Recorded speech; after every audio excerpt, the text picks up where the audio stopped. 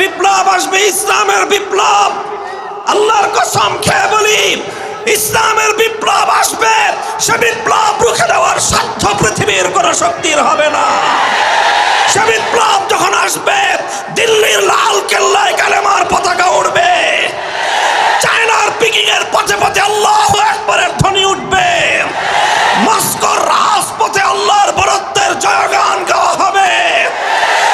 সেই স্বয়ং ওয়াশিংটনের মাথার উপর লা ইলাহা ইল্লাল্লাহর পতাকা উঠবে।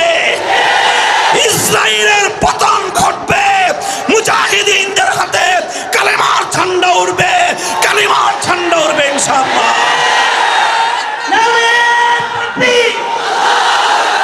এই থাকবেন তো এই পথে ইনশাআল্লাহ। বিপ্লব আসছে, ইসলামের বিপ্লব। সে বিপ্লবের সৈনিক হবেন তো ইনশাআল্লাহ। ইমান ঝালাই করেন, ইমানকে মজবুত করেন। কচু পাতার পানির ইমান দিয়ে কাজ হবে না। পাহাড়ের মতো অটল এবং অবিচল ইমানকে অর্জন করুন। বুকের মধ্যে সাহস সঞ্চিত করুন। ইনশাআল্লাহ আপনি যদি হকের উপর অটল থাকেন, সাহায্য করবেন কে? চিৎকার করবেন, সাহায্য করবেন কে? সত্যের উপর অবিচল থাকতে চেষ্টা করেছি। লোভ লালসা এসেছে আমাদের সামনে।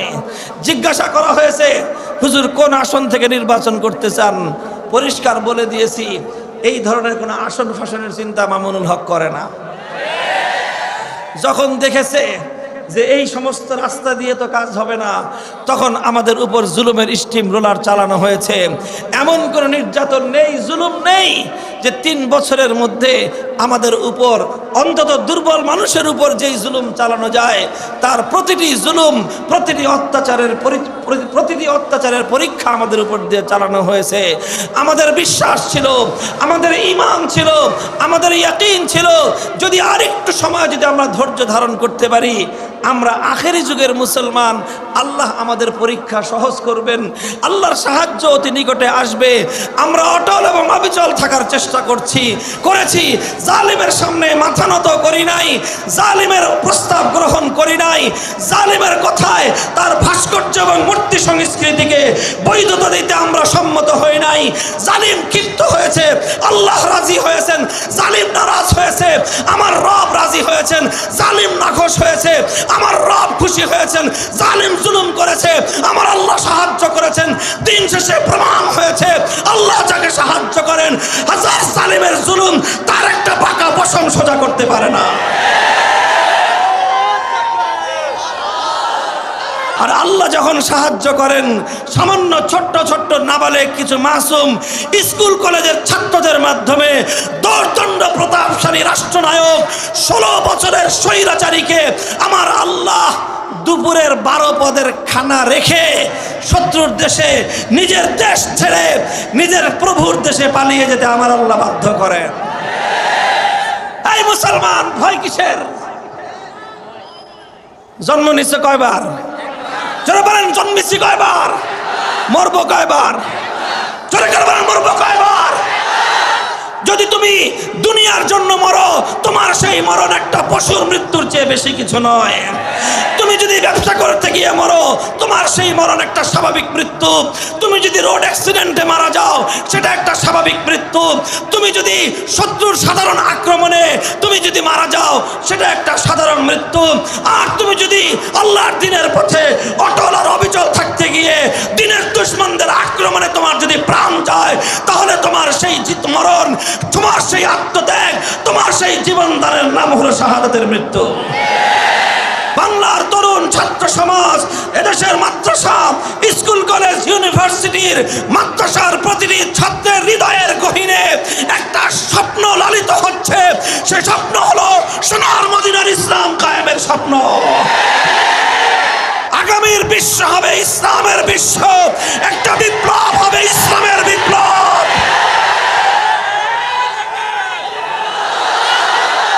সমস্ত জাহানের রব হলেন আল্লাহ। তার অর্থ হলো সমস্ত জগতে বিধান চলবে কার? আসমানের রব হলেন কে? সুতরাং আসমানে বিধান চলবে কার? জমিনের রব কে? সুতরাং জমিনে বিধান চলবে কার? বাংলাদেশের রব কে? সুতরাং বাংলার এ মাটিতে বিধান চলবে কার? বঙ্গভবনের রব কে? সুতরাং বঙ্গভবনে বিধান চলবে কার?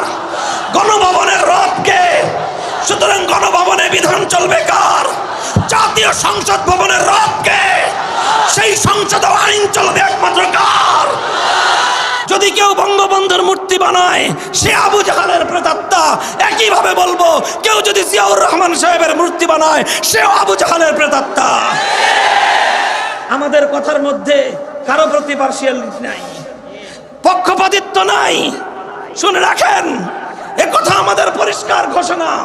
ইনশাআল্লাহ বাংলাদেশ থেকে যেভাবে মূর্তি সংস্কৃতিকে বিদায় করা হয়েছে, আর কোনোদিন বাংলার মাটিতে মূর্তি সংস্কৃতি বাস্তবায়িত হতে দেওয়া হবে না। সেই মূর্তিটা বঙ্গবন্ধুর মূর্তি হোক, সেই মূর্তি জিয়াউর রহমানের মূর্তি হোক, এমনকি সেই মূর্তি যদি আমার বাবার মূর্তি হয়, সর্বপ্রথম সে মূর্তি আমি নিজ হাতে ভেঙে গুড়িয়ে দেওয়ার জন্য মাঠে নামবো। বাংলাদেশের 5ই আগস্টের সূর্য অস্তমিত হওয়ার আগেই গোটা বাংলাদেশ থেকে সমস্ত মূর্তি সংস্কৃতি বুড়িগঙ্গায় ভেসে গেছে। 5ই আগস্ট দুপুর বেলায় আমি ছিলাম ক্যান্টনমেন্টে সেনা প্রধানের কাছে। ওখান থেকে তিনি বললেন যে স্বৈরাচারী পদত্যাগ করবে, আমি এখন ঘোষণা দিব। ভালো কথা, ঘোষণা দেন। ঘোষণাটা দেওয়ার পর আসরের নামাজের আগেই বললেন যে তাহলে চলেন হুজুর, আমরা সকলে মিলে বঙ্গভবনে যাই, সেখানে গিয়ে পরবর্তী দেশটাকে কেমনে শান্ত করা যায় তার ব্যবস্থা করি। ক্যান্টনমেন্ট থেকে 1 কিলোমিটারও হবে না, আমরা বিজয় সরণি পর্যন্ত আসতে পারি নাই। এই যারা ঢাকা শহর ছিলেন, ক্যান্টনমেন্ট জাহাঙ্গীর গেট থেকে বিজয় সরণি পর্যন্ত মাঝখানে প্রধানমন্ত্রীর কার্যালয়, 1 কিলোমিটার রাস্তা হবে। 1 কিলোমিটার রাস্তা আসতে পারি নাই, দেখি বিজয় সরণিতে আকাশ ছোঁয়া এক দেবতা বেদির মধ্যে এক বিশাল দেবতার মতো মূর্তি বানায় রাখছে। কোথ থেকে যেন ফেরেশতার মতো আল্লাহর বান্দারা আসছে, কারো হাতে শাবল, কারো হাতে হাতুড়ি, কারো হাতে আপনার বাটাল, যে যা পারছে এটা নিয়ে এসে ওই দেবতার মূর্তি ভাঙা শুরু করে দিয়েছে। কাউকে বলতে হয় নাই, কেউ কাউকে নির্দেশ দিতে হয় নাই, মুহূর্তের মধ্যে কোত্থেকে আসলো। আরেকজন দেখি রশি না গলায় পেঁচাইছে দেবতার, দেখি দেবতার যেই সাইজ, রশির সাইজ চিকন হয়ে গেছে। এরপরে কিছুক্ষণ পরে 5 মিনিট পরে দেখি একজন ইয়া মোটা রশি নিয়ে আসছে। কোত্থেকে আনছে আল্লাহ জানে, জাহাজ বান্ধে না যে রশি দিয়ে। এই দেবতার সাইজ যেরকম, এই জাহাজ বান্ধার রশি নাই দেবতার গলার মধ্যে পেঁচাইছে। এখন রশিদের যতই মারে টান, কিন্তু রড দিছে একেবারে 10 তলা 20 তলা বিল্ডিং বানানোর জন্য যে মোটা মোটা রড দেয়, সেই রড দিয়ে দেবতাকে খাড়া করাইছে। যখন ঠ্যাং ভাঙছে, হাতুড়ি দিয়ে বাটাল দিয়ে তারপরে তো রড আসছে। এই রড তো হাতুড়ি দিয়ে বাটাল দিয়ে ভাঙা যায় না। পরে কোত্থেকে এই সমস্ত মানুষগুলো হ্যাকসো ব্লেড নিয়ে আসছে, এরপরে হ্যাকসো ব্লেড দিয়ে পায়ের রক কাটছে। এরপরে এই বিশাল গাছি ধরে হাজার হাজার মানুষ হেসকা টান মারছে আল্লাহু আকবার বলে। আকাশ থেকে হুবলের দেবতা জমিনের মধ্যে ভূপাতিত হয়ে গেছে। এটা শুধু ঢাকার শহরের বিজয় সরণির দৃশ্য, বাংলাদেশে আর কোথাও এই ঘটনা ঘটে নাই। বাংলাদেশের 5ই আগস্টের সূর্য অস্তমিত হওয়ার আগেই গোটা বাংলাদেশ থেকে সমস্ত মূর্তি সংস্কৃতি বুড়িগঙ্গায় ভেসে গেছে। কিভাবে হলো এই কাজ? আমরা তো কিছু বলি নাই। আমরা তো বলেছিলাম 3 বছর আগে, 3 বছর আগে বলেছিলাম এটা মুসলমানদের দেশ, হিন্দুরা তাদের মন্দিরে মূর্তি বানায়, সেটা হিন্দুদের ব্যাপার। কিন্তু মুসলমানদের জনপদে, মুসলমানদের সমাজে, মুসলমানদের রাষ্ট্রীয় স্থাপনাগুলোতে কারো মূর্তি বানায় বানায় মসজিদের নগরটাকে মূর্তির নগরের পরিচয় দিবেন, মুসলমানরা বেঁচে থাকতে এটা আমরা বরদাস্ত করব না। আমার কথাটা ভালো লাগে নাই, খুব খেপছেন উনি আমার উপরে। আমরা বললাম যে মানুষটা মারা গেছে, যে মানুষটা মারা গেছে সে নিজেকে মুসলমান বলে পরিচয় দিতেন। আপনারাও মুসলমান বলেন, আমরাও মুসলমান বলেই ধারণা করি। তো একজন মুসলমান মানুষ মরার পরে তার এই মূর্তি বানায় কবরের মধ্যে তাকে ফেরেশতাদের আযাবের সম্মুখীন করাটা, এটা কোনো বুদ্ধিমানের কাজ হতে পারে না। এটা কোনো বাবার সুসন্তান নয়, এটা একটা কুলাঙ্গার সন্তানের কাজ হতে পারে। কেন বললাম এই কথা? খুব খেপছে আমার উপরে। আমি বলেছিলাম যে আল্লাহর পয়গম্বর যেদিন মক্কা বিজয় করেছেন, বাইতুল্লাহ শরীফের ভিতর থেকে যত মূর্তি ছিল সমস্ত মূর্তিগুলোকে একটা একটা করে ধরে এনেছেন, লাঠি দিয়ে পেটের মধ্যে গুতা মেরেছেন, জমিনের মধ্যে ভূপাতিত করেছেন। কোরআনের আয়াত আল্লাহ নবীর কণ্ঠে উচ্চারিত হয়েছিল, জাল হাক্কু ওয়া যাহাকাল বাতিল ইন্নাল বাতিলা কানা যাহুকা। একত্ববাদ হলো সত্য আর মূর্তি হলো মিথ্যা। সত্য এসেছে, মিথ্যা চলে গেছে, আর মিথ্যা সত্য আসলে কোনোদিন টিকে থাকতে পারে না। মূর্তি বাইর করতে করতে সর্বশেষ একটা মূর্তি বের করে আনা হলো। সেই মূর্তিটা হলো ইব্রাহিম আলাইহিস সালামের নামে বানানো মূর্তি। আল্লাহর নবী এই মূর্তিটা দেখে সবচেয়ে বেশি ক্ষিপ্ত হলেন। নবীজি বললেন, কাতালাহুমুল্লাহ, আল্লাহ পাক এই মক্কার আবু জাহালদেরকে, মক্কার এই দুরাচার মুশরিকদেরকে আল্লাহ পাক ধ্বংস করুক, অভিশাপ হোক খোদার ওদের উপরে। ইব্রাহিম আলাইহিস সালামের মূর্তি বানিয়েছে, অথচ ইব্রাহিম আলাইহিস সালামের এই পৃথিবীতে সবচেয়ে বড় অবদান ছিল আল্লাহর জমিন থেকে শিরকের এই সকল মূর্তিগুলোকে ভেঙে গুড়িয়ে দেয়া। কিন্তু তারা সেই ইব্রাহিম আলাইহিস সালামের মূর্তি বানিয়েছে। এই কথা বলে আল্লাহর নবী ক্ষোভ আর রাগ নিয়ে ইব্রাহিম আলাইহিস সালামের মূর্তি ভাঙলেন। আমি এই ঘটনা বলেছিলাম, নবী মুহাম্মদ আরবি সাল্লাল্লাহু আলাইহি ওয়াসাল্লাম হলেন ইব্রাহিম আলাইহিস সালামের সন্তান। কথা বলেন, ইব্রাহিম আলাইহিস সালামের বংশের সন্তান না? ইব্রাহিম আলাইহিস সালামের ছেলে ইসমাইল, ইসমাইল আলাইহিস সালামের বংশেই মুহাম্মদ সাল্লাল্লাহু আলাইহি ওয়াসাল্লামের জন্ম। এই জন্যই বলা হয় মিল্লাতা আবিকুম ইব্রাহিম, তিনি আমাদের নবীর পিতা, আমাদের নবীর পূর্বপুরুষ, সুতরাং তিনি আমাদের ধর্মের পূর্বপুরুষ। সেই ইব্রাহিম আলাইহিস সালাম মূর্তি বানাইছে। আল্লাহর নবী সাংঘাতিক ক্ষিপ্ত হয়েছেন। আমি বলেছিলাম, নিজের পূর্বপুরুষের মূর্তি ভাঙা ইব্রাহিম আলাইহিস সালামের, মুহাম্মদ সাল্লাল্লাহু আলাইহি ওয়াসাল্লামের আদর্শ। আল্লাহর নবী নিজের বাপদাদার মূর্তি বানাইছেন না নিজের বাপদাদার মূর্তি ভাঙছেন? সুতরাং নিজের বাপদাদার মূর্তি ভাঙা হলো নবীর আদর্শ। যারা আল্লাহর নবীর উম্মত, যারা আল্লাহর নবীর আদর্শের অনুসারী, তারা বাপদাদার মূর্তি ভাঙে। আর যারা নিজেদের বাপদাদার মূর্তি বানায় তারা আবু জাহালের প্রেতাত্মা। কেন ওনারে আবু জাহালের প্রেতাত্মা বললাম? মাইন্ডে লাগছে ওনার। কামটা করবে আকাম কইলে বলে যে আমারে কেন এত বড় কথা বলল। নাম নিয়ে বলি নাই, আমি বলেছি জেনারেল ভাবে। আজও বলি, যদি কেউ বঙ্গবন্ধুর মূর্তি বানায় সে আবু জাহালের প্রেতাত্মা। একইভাবে বলবো, কেউ যদি জিয়াউর রহমান সাহেবের মূর্তি বানায় সেও আবু জাহালের প্রেতাত্মা। আমাদের কথার মধ্যে কারো প্রতি পার্সিয়ালিটি নাই, পক্ষপাতিত্ব নাই। শুনে রাখেন, একথা আমাদের পরিষ্কার ঘোষণা।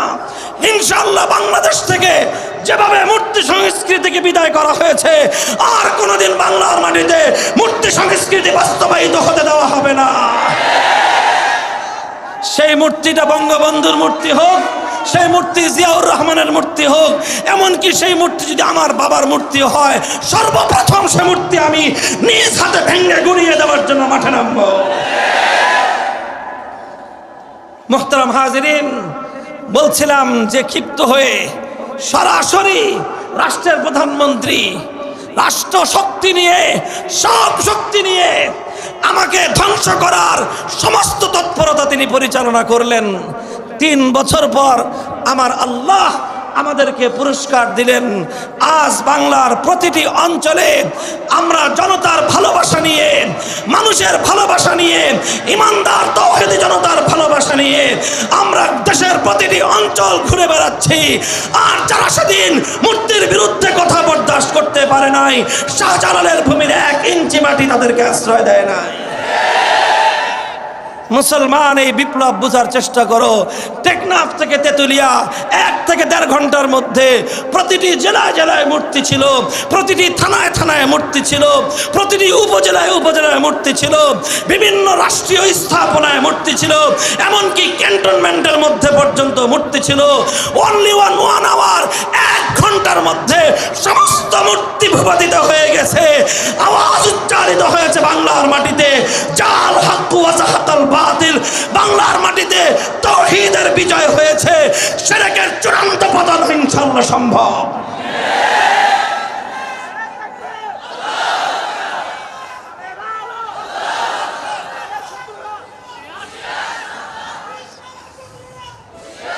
এই থাকবেন তো এই পথে ইনশাআল্লাহ? বিপ্লব আসছে, ইসলামের বিপ্লব। সে বিপ্লবের সৈনিক হবেন তো ইনশাআল্লাহ? ইমান ঝালাই করেন, ইমানকে মজবুত করেন। কচু পাতার পানির ইমান দিয়ে কাজ হবে না। পাহাড়ের মতো অটল এবং অবিচল ইমানকে অর্জন করুন। বুকের মধ্যে সাহস সঞ্চিত করুন।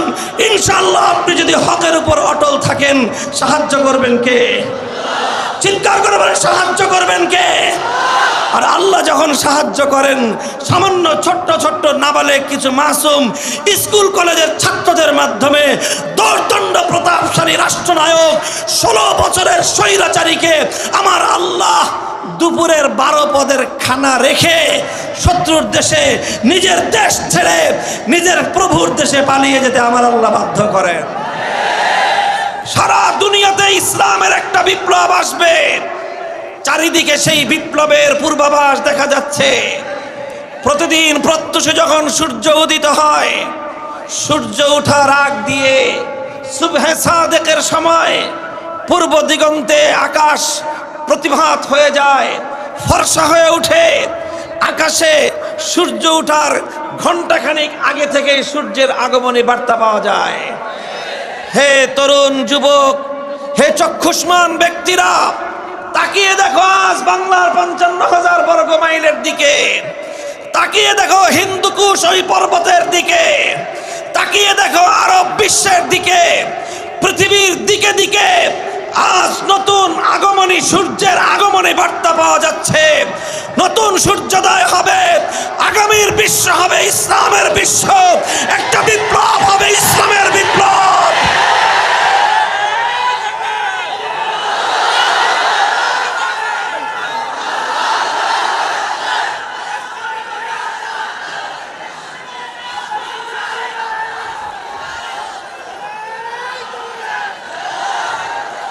একটা বিপ্লব আসবে, ইসলামের বিপ্লব।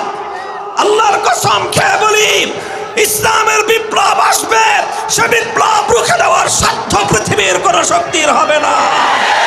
সে বিপ্লব যখন আসবে, দিল্লির লাল কেল্লায় কালেমার পতাকা উঠবে।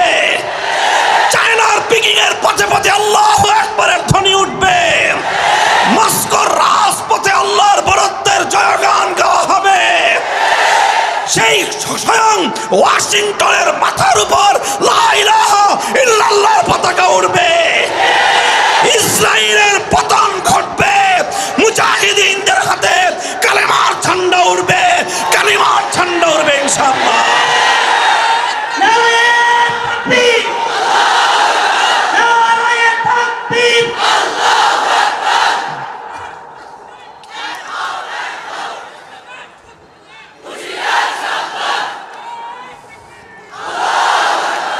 ইনশাআল্লাহ বিপ্লব আসবে, সন্দেহের কোনো অবকাশ নাই।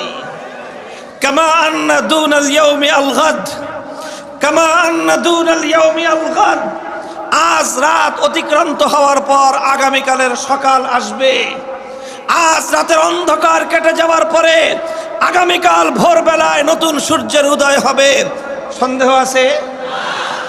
এই কথাটায় যেমন সন্দেহ নাই, ঠিক তেমনি ভাবে আজ পৃথিবীতে তাগুতের যেই জয় জয়কার দেখা যাচ্ছে, সারা পৃথিবীতে তাগুতি ব্যবস্থার যেই জুলুম আর শোষণ চলছে, এই জুলুম আর শোষণের রাজত্বের কবর রচিত হবে।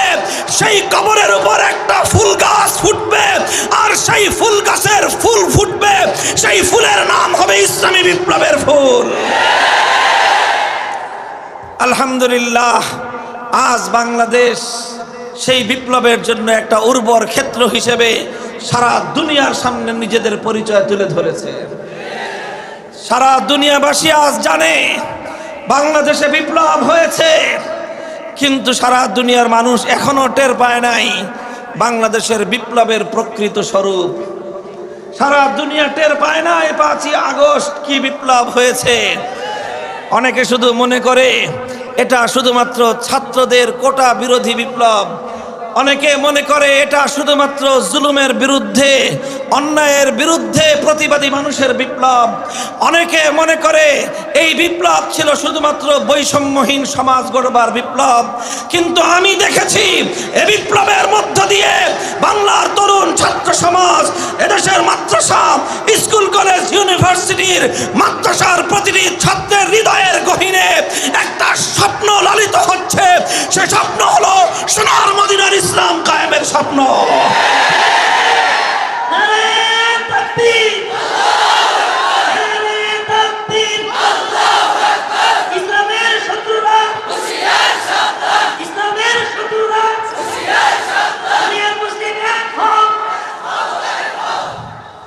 মুহতারাম হাজিরিন, কথা দীর্ঘ বলবো না। আল্লাহর পয়গম্বর মুহাম্মদ আরবি সাল্লাল্লাহু আলাইহি ওয়াসাল্লাম ওয়া হুয়া আস-সাদিকুল মাসদুক, আস-সাদিকুল মাসদুক। আসমান পায়ের নিচে আসতে পারে, জমিন মাথার উপরে উঠতে পারে, সূর্য পশ্চিম দিগন্তে উদিত হতে পারে, পূর্ব দিগন্তে অস্তমিত হতে পারে, আমার নবীর দুই ঠোঁট দিয়ে উচ্চারিত কোনো কথা মিথ্যা হতে পারে না। সে নবী বলেছেন, লা তাযালু তাইফাতুম মিন উম্মতি মানসুরিন আলাল হক লা ইয়াদুররুহুম মান খাযালাহুম আও ক্বালা খালাফাহুম হাত্তা ইয়াতি আমরুল্লাহ। আল্লাহর পয়গম্বর বলেছেন, আমার দ্বীনের ঝান্ডা নিয়ে একদল চলবে, পথ চলবে, পৃথিবীর কোন শক্তি তাদেরকে দমন করতে পারবে না। অন্য হাদিসে আল্লাহর রাসূল সাল্লাল্লাহু আলাইহি ওয়াসাল্লাম বলেছেন, লা ইয়াবকা ফিল আরদি বাইতু মাদারিন ওয়ালা ওয়াবারিন ইল্লা আদখালাহুল্লাহুল ইসলাম ইম্মা বিইজ্জি আজিজিন ওয়া ইম্মা বিযুল্লি জালিল। এই পৃথিবীর গোটা এই ভূপৃষ্ঠের মধ্যে একটা ঘর অবশিষ্ট থাকবে না, চাই সেই ঘরটা কোনো শহর অঞ্চলের দালান কোঠা হোক, অথবা সেই ঘরটা কোনো একেবারে মরুপ্রান্তিক অঞ্চলের নিভৃত কোনো পল্লীর কোনো কাঁচা টিনের অথবা মাটির ঘর হোক, ইল্লা আদখালাহুল্লাহু কালিমাতাল ইসলাম। প্রতিটি ঘরের মধ্যে আল্লাহ পাক কালিমায়ে ইসলামকে, ইসলামের কালিমা লা ইলাহা ইল্লাল্লাহকে আল্লাহ পাক বিজয়ী বেশে প্রবেশ করাবেন। প্রতিটি ঘরের টিকির উপর ইসলামের পতাকা উড়বে, প্রতিটি ঘরের ছাদের উপর কালেমার পতাকা উঠবে। ইসলামের এই চূড়ান্ত বিজয় রুখে দেওয়ার সাধ্য পৃথিবীর কোন শক্তির নাই। আভাস বলছে সেই বিপ্লবের জাগরণ শুরু হয়ে গেছে। আলহামদুলিল্লাহ। তোমরা যদি বসে থাকো পিছিয়ে পড়বে, তোমরা বিপ্লব এগিয়ে যাবে, তোমরা পিছিয়ে যাবে। যারা কদম উঠাতে দেরি করবে তোমরা পিছিয়ে পড়বে, যারা এই বিপ্লবে শামিল হতে দেরি করবে তোমরা বঞ্চিত হবে। যারা ইসলামের এই বিজয়ের মিছিলে শামিল হতে দেরি করবে তুমি বঞ্চিত হবে। ইসলামের এই বিজয় যাত্রা সামনে এগিয়ে যাবে ইনশাআল্লাহ। তবে বিপ্লবের জন্য প্রয়োজন হলো দুটি বৈশিষ্ট্য। ইন্নাল্লাযীনা ক্বালু রাব্বুনাল্লাহ সুম্মা ইসতাকামু। অকপটে ঘোষণা করতে হবে, দুনিয়ার প্রতিটি ক্ষেত্রে, প্রতিটি জায়গায় নির্ভয়ে বুক ফুলিয়ে চিৎকার করে বলতে হবে, আমার আর তোমার রব হলেন কে? আল্লাহকে রব বলার মধ্যে একটা তাৎপর্যের কথা রয়েছে। আল্লাহকে রব বলা, আল্লাহর রুবুবিয়তের ঘোষণা দেওয়া, এটা কিন্তু সাধারণ এবং মামুলি কোনো বিষয় নয়। আল্লাহকে রব বলার কথা বলা হয়েছে। আল্লাহর রুবুবিয়তের শিক্ষাটা আল্লাহ পাক রব্বুল আলামিন মুমিন বান্দাদেরকে অনেক গুরুত্বের সঙ্গে শিক্ষাটা দিয়েছেন, অনেক গুরুত্বের সঙ্গে শিক্ষাটা আল্লাহ পাক দিয়েছেন। এবং এই শিক্ষাটার এতটাই তাৎপর্য রয়েছে, শুধু একটা বিষয় আপনারা লক্ষ্য করলেই বুঝতে পারবেন। আল্লাহর কোরআনের সর্বপ্রথম সূরার নাম কি? 114 খানা সূরার মধ্যে প্রথম সূরার নাম কি? আযামুস সূওয়ারিন ফিল কোরআন। কোরআনে পাকের মধ্যে সবচেয়ে মহৎ সূরা, সবচেয়ে দামি সূরা, সবচেয়ে গুরুত্বপূর্ণ সূরা, এই সূরাটার নাম হলো সূরাতুল ফাতিহা। এই সূরার আরেকটা নাম হলো উম্মুল কোরআন। এই সূরা ফাতিহাটাই হলো কোরআনে পাকের মূল। সূরা ফাতিহাকে আরেক নামে বলা হয়েছে, এটা হলো কোরআনে পাকের সার নির্যাস, এটা হলো কোরআনে পাকের মূল, এটা হলো কোরআনে পাকের শেকড়। এই সূরা ফাতিহার মধ্যে 7টি আয়াত রয়েছে। সূরা ফাতিহাকে যেই আয়াতের দ্বারা আমার আল্লাহ পাক রব্বুল আলামিন শুরু করেছেন, সর্বপ্রথম আয়াতের মধ্যেই আমার আল্লাহ পাক রব্বুল আলামিন তার বান্দাদেরকে রুবুবিয়্যতের শিক্ষা দিয়েছেন। আমার আল্লাহ বলছেন আলহামদুলিল্লাহি রাব্বিল আলামিন।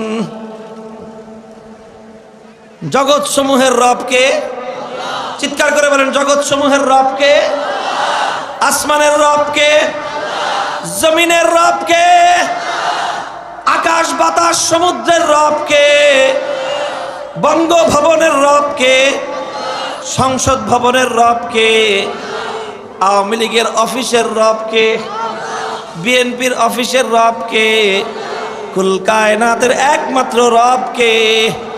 আলহামদুলিল্লাহি রাব্বিল আলামিন। যতগুলো জগৎ রয়েছে সবগুলো জগতের একমাত্র রবের নাম কি? শিক্ষাটা আল্লাহ দিলেন, শুরুতেই রুবুবিয়্যতের শিক্ষা দিলেন। যখন কোরআনে পাক সমাপ্ত হচ্ছে, সর্বশেষ সূরার নাম হলো সূরাতুন নাস। এই সূরাটা যখন শুরু হচ্ছে, এই সূরার প্রথম আয়াতের মধ্যে আল্লাহ পাক ওই শিক্ষাটাকে আবার পুনরাবৃত্তি করলেন। কুল আউযু বিরাব্বিন নাস। আমি আশ্রয় গ্রহণ করি ওই মালিকের, আমি আশ্রয় গ্রহণ করি ওই ক্ষমতাবানের, যিনি হলেন সমস্ত মানুষের রব।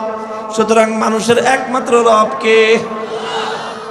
আল্লাহর কোরআন শুরু হলো, আল্লাহকে রব বলার মধ্য দিয়ে কোরআনের সমাপ্তি ঘটলো। আল্লাহকে রব বলার মধ্য দিয়ে প্রতিদিন নামাজের মধ্যে সূরা ফাতিহা প্রতি রাকাতে 32 বার নামাজের মধ্যে প্রতিদিন কমপক্ষে আমাদেরকে পড়তে হয়।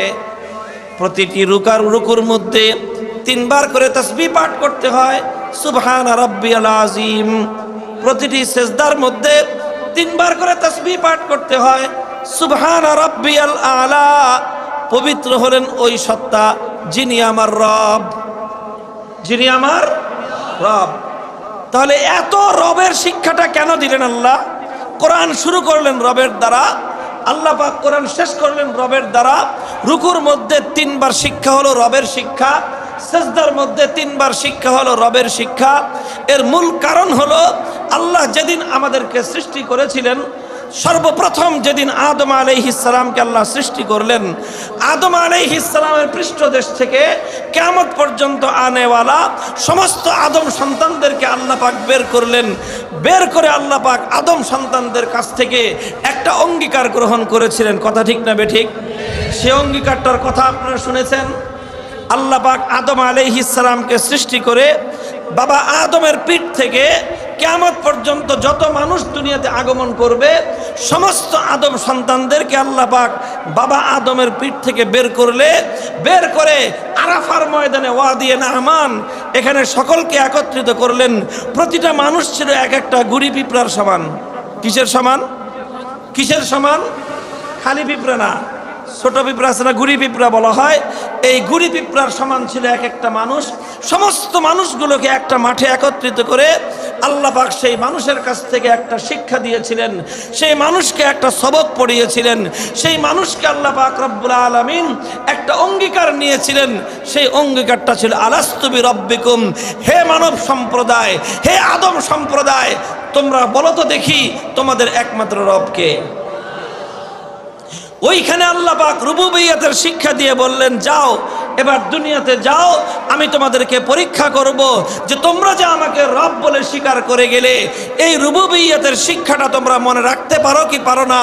আমি তোমাদেরকে দুনিয়ার ক্ষণে ক্ষণে বারবার আমার রুবুবিয়্যত, আমার রব হওয়ার শিক্ষাটা আমি তোমাকে দিলাম। এরপরে যখন তুমি এই দুনিয়ার জীবন অতিক্রম করে পরকালের ঘাটিতে কদম রাখবে, সর্বপ্রথম ঘাটি কবর। সেই কবরের মধ্যে শায়িত হওয়ার সঙ্গে সঙ্গে মুনকার নাকির এসে তোমাকে তিনটি প্রশ্ন করবেন। কয় প্রশ্ন? 3 প্রশ্নের মধ্যে সর্বপ্রথম প্রশ্ন হবে মার রব্বুকা, বলো তোমার রবকে, বলো তোমার। দেখেন একটা যোগসূত্র রয়েছে। আল্লাহ পাক রব্বুল ইজ্জত সেই রুহের জগতে শিক্ষা দিলেন, আলাস্তু বিরব্বিকুম, আমি কি তোমাদের রব নই? আমরা সকলে এক বাক্যে বলেছিলাম, কেন নয়, অবশ্যই আপনি আমাদের রব। আল্লাহ পাক ওই শিক্ষাটা দিয়ে দুনিয়াতে আমাদেরকে পাঠালেন। আর প্রতিদিন অসংখ্যবার আমাদেরকে আল্লাহ পাক সেই রুবুবিয়্যতের শিক্ষার কথা স্মরণ করিয়ে দিলেন। কোরআন নাজিল করে অসংখ্যবার আল্লাহ পাক আমাদেরকে সেই রুবুবিয়্যতের শিক্ষা দিলেন। নামাজের মধ্যে শত শতবার আল্লাহ পাক আমাদেরকে সেই রুবুবিয়্যতের শিক্ষাটাকে স্মরণ করিয়ে দিলেন। আর মৃত্যুর পরে সর্বপ্রথম সবচেয়ে গুরুত্বপূর্ণ যেই কোয়েশ্চনটা থাকবে, সবচেয়ে গুরুত্বপূর্ণ যেই প্রশ্নটা থাকবে, বাকি দুটি প্রশ্ন এই প্রশ্নেরই অংশ বিশেষ, এবং বাকি দুটি প্রশ্ন এই প্রশ্নেরই এটাকে বলা হয় অনুগত প্রশ্ন। মূল প্রশ্ন একটাই, সেই প্রশ্ন হলো আমার রব আর তোমার রব একমাত্র কে? ভাই, এই রব হওয়ার মধ্যে এমন কি তাৎপর্য রয়েছে? রব হওয়ার মধ্যে এমন কি গুরুত্ব রয়েছে? আল্লাহ যে আল্লাহ, এই কথাটাকে কিন্তু আল্লাহ এত গুরুত্বের সঙ্গে বলছেন না। আল্লাহ যে মাহবুদ, সেই কথাটাও কিন্তু এত গুরুত্বের সঙ্গে বলছেন না। আল্লাহ যে সৃষ্টিকর্তা খালেক, সেই কথাটাও এত গুরুত্বের সঙ্গে বলছেন না।